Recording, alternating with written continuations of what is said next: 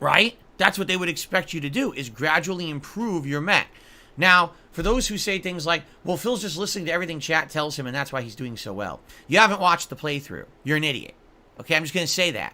There was one time in the entirety of the playthrough that definitely helped with that. It was when someone said, buy a plasma gun early. They said, just buy it and have it. That helped me with the Baltius boss fight. Absolutely, I will admit that Baltius boss fight was the skill check of the playthrough.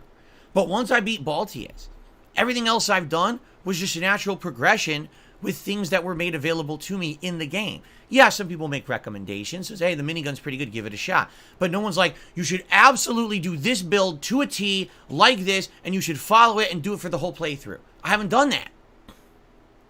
So anyone who says that, you're a fucking idiot. You're a liar. So no matter what he says, he's a fucking liar.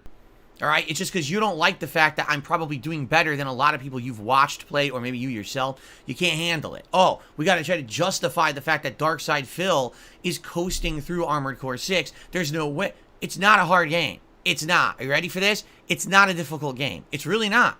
It's meant to be a game that as long as you are paying attention to the mechanics and you're constantly buying and upgrading your mech, and you're doing all those arena fights to have the other upgrades, like the healing upgrade, damage up, and stuff like that, this game is not difficult. There's a couple difficulty spikes in it, as tend to happen in FromSoft games. That Baltius one was literally the hardest thing in the game. Everything else since then has kind of been coasting.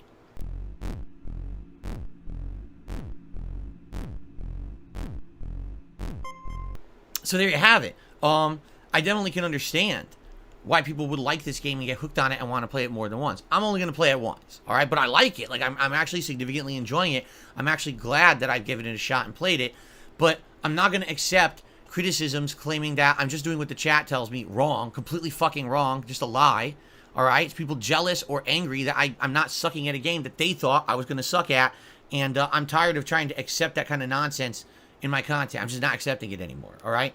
Everyone else on Earth can play a game like this and enjoy it, and if they do well, they get praised. If Darkside Phil does well at anything, he gets told that he's no good. So fuck you. I don't care about anything you say. You're worthless to me, okay?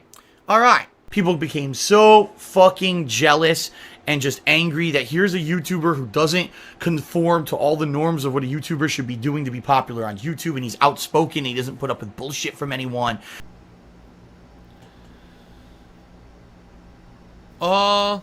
Have I ever thought about upgrading to a bigger house?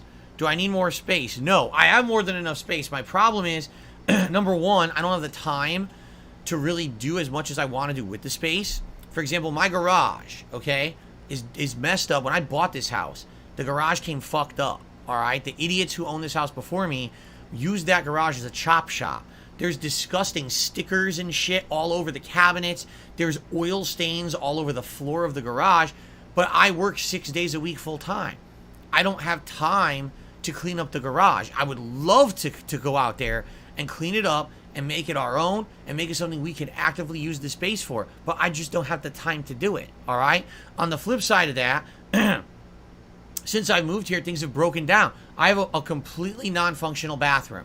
I have a shower that doesn't work.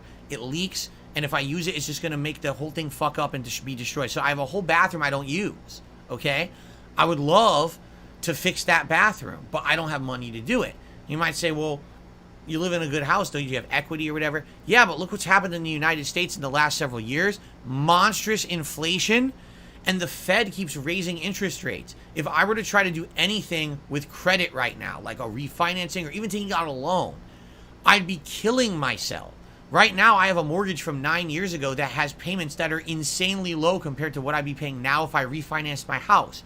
So even though I have tons of equity, I can't do anything with it because the government fucked everyone over by destroying interest rates in the last 2 years. So I'm in a situation where it's like, I have a nice house, but I have things in it that are kind of breaking down. The cabinets in the kitchen are breaking down. I have a bathroom I can't use. And unlike other people who normally would be able to do stuff with equity, I can't do anything with my equity. I'm locked and stuck. I was more focused at that time at just getting through normal streams than worrying about sub goals and the like. The other thing is, this is being quite honest, Financially, with everything going on with me, this month I really, really need the support with tips. If I don't raise enough money by the end of this month to have my taxes filed, I am in serious trouble with the feds, all right? Like, being honest here. So, I would rather say, okay, forego the sub goal this month. It is what it is. If we don't get a ton of subs this month, what can I say? Not a big deal, but because of what the government has done.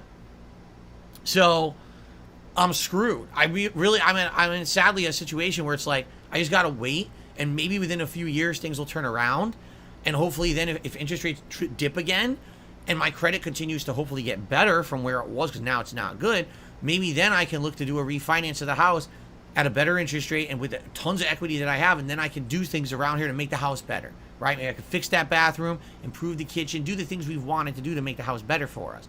But as for another house, we have absolutely, positively no desire to ever move or get a better house. Seriously, we love this house as it is. It's good enough for what we want. We have unused space that I don't have time to really fix up and use. So I definitely wouldn't want anything else. No.